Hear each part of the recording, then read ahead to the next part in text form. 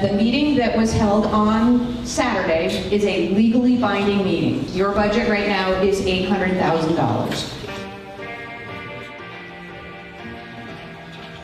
Croydon, like a handful of small communities in New Hampshire, has really been targeted by Free State Project members. They've already been successful in eliminating our police department. Now to a bizarre story out of New Hampshire. A police chief there in a small town strips down to his underwear at a town meeting after the select board voted to disband his one-man department. Without his clothes or his keys, he walked out of town hall and into a snowstorm. What was that like? Devastating. They move into these small, rural, sleepy towns and try to take over.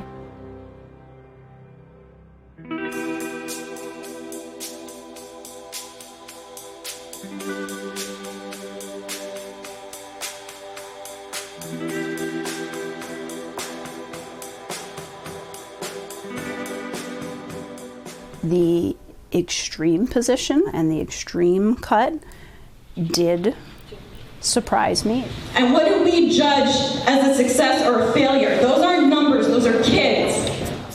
They want to dismantle public education, defund it to the point where it's up to parents to pay to educate their kids. Is your kid a failure because of their test scores? Do you all have kids? You don't have kids in the school? I don't have kids. Yeah. You don't have to like it, but this is how it works. A lot of the attacks on public education overall we see come from people who either don't have kids in school or have already moved to religious private or homeschool options. So it's never a surprise to us that the folks who are most vocally calling to dismantle public education, they've already opted out of it. People that don't have kids, they're just missing like a piece to, see their struggles or, their successes. Like she doesn't get that piece. So I feel like there is a disconnect there, whether she wants to admit that or not. I just came from my house because I cannot hear anything over the Zoom call except for Jody interrupting everyone else trying to speak. The people at the meeting who voted against the $800,000 budget were up in arms. You are not doing that to my kids. I love this community. But it's really a black eye and a bruise on the ass when we do this. I just have so many concerns as a parent that it feels that it wasn't done in good faith. Let's not try to jump to conclusions. I mean, I guess we were jumping into this. You're jumping I did not choose to jump into this. I'm embracing it as an opportunity. We could do a little bit of shaving. They are budgeted at the Newport rate because Newport has always served as our anchor school. And part of the heightened concern this year is that Newport raised its rate kind of notably. So they are $18,000 and change per kid annually. But there is quite a handful of Croydon students who go to the Montessori school, for example, and that is under $10,000. I don't see how you can think this is at all feasible. It's feasible because the state says it's feasible. It's feasible because it's being done by other places. There are states that spend $7,000 per student, and they get the same test scores as New Hampshire. So I think our numbers might be better if we didn't throw a friggin' monkey wrench into our school system every few years and then scramble around trying to pick up the pieces. We did this 4 years ago, and it took forever. The budget could be built with students projected at the schools where they actually do attend school. That would cut the budget by at least $100,000, $150,000. And so we could have maintained a budget on par with what we were operating at this past year. It's one thing to maybe alter your budget. It's a whole different thing to decimate it completely. And I'm done. Thank God my children are the guinea pigs. Yeah, you're right. Several years ago, we did try to trim off some of that extra, and it was a disaster because there were, I think, some other kids who ended up coming in, or there were unexpected costs, and we ended up with a deficit. We do care about the kids. We understand these things. We do, and we're going to try our best. I am ashamed, I'm embarrassed by this irresponsible and reckless budget cut that was made by your husband. It's not me, the town voted for it. People keep saying, I did this. I think it's really important to recognize that the Free State Project exists because theirs is a minority view. That they formed because their founder recognized that spread out across the country, they could not achieve their goals because they were not widely accepted. That they could only try to advance their agenda if they congregated in one place. And oh, lucky us, they chose New Hampshire.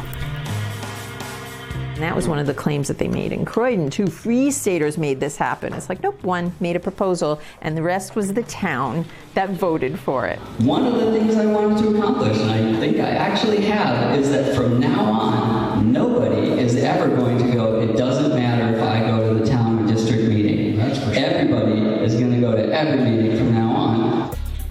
We all are so busy, and it's easy to become complacent.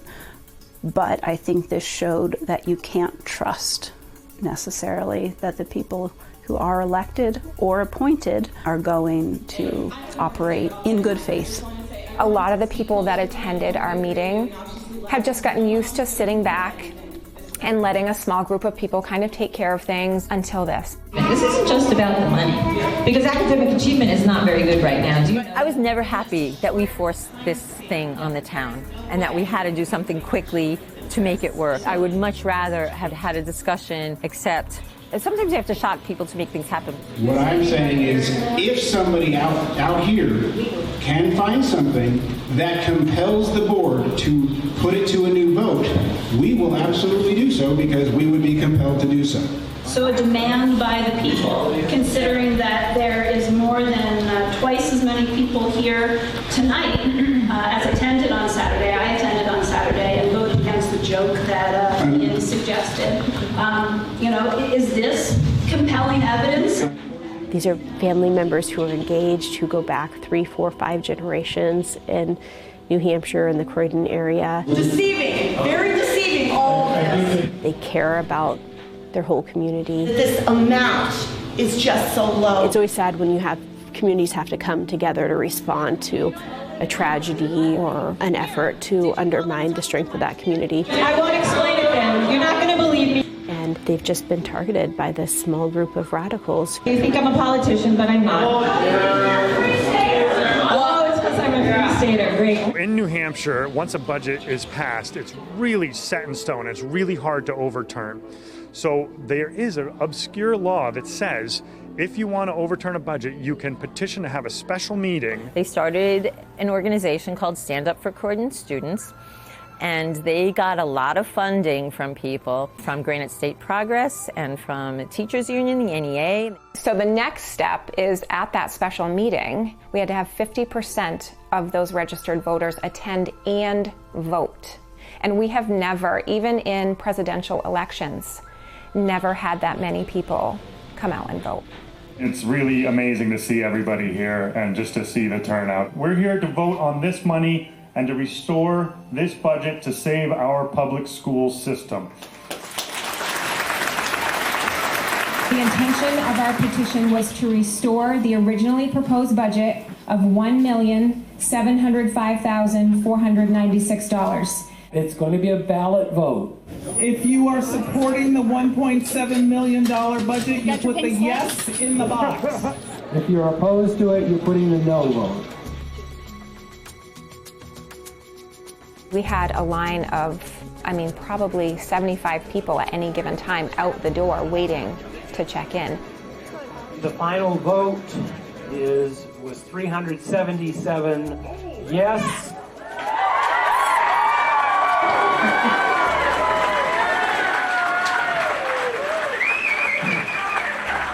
Okay, and 2 no's.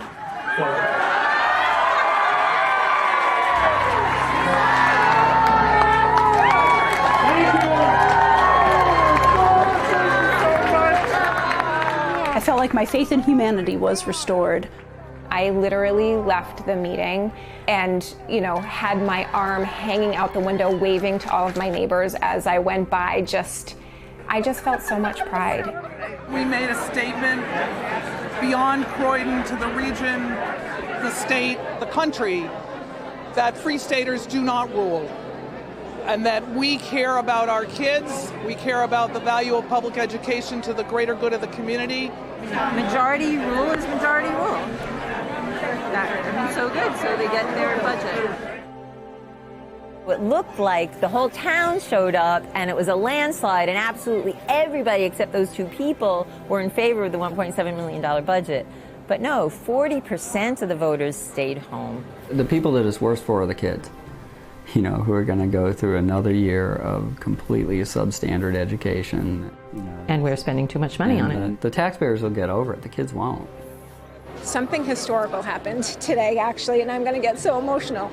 We came together as a community to support our kids and our parents, and we were able to restore our budget and to maintain our current school choice model so our kids don't have to change schools. In the long run, I think it's probably good because it actually brought the thing out in the open, right? So now I wanted to have that discussion about the school. We didn't have it, but I think we will have it. We'll have to have it.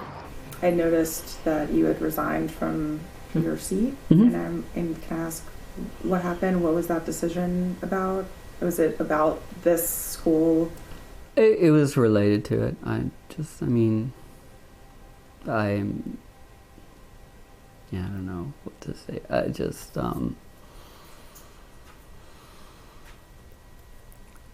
I didn't feel motivated at all to do anything for the town. I can't propose anything at this point because nobody will hear it. The first thing that will happen is that, well, he's just a Free Stater. They made it personal. They made it about Jody and Ian Underwood being Free Staters, and that it was a Free State project that organized this whole thing, and they want to shut down schools and the whole school system and get rid of all government. And that's just not true about the Free State project. Her Free State agenda took priority over being on the school board and educating the kids in our town. Angie, what is a Free Stater? I would say a threat, where before I would have said, oh, it's somebody who wants less government control, they want to kind of keep to themselves, and no big deal, just leave them alone. But now they've tried to force their beliefs on everyone else and tried to take things away from our community and our kids, and something that we've all been happy to contribute to over the years. So I would say they're a threat.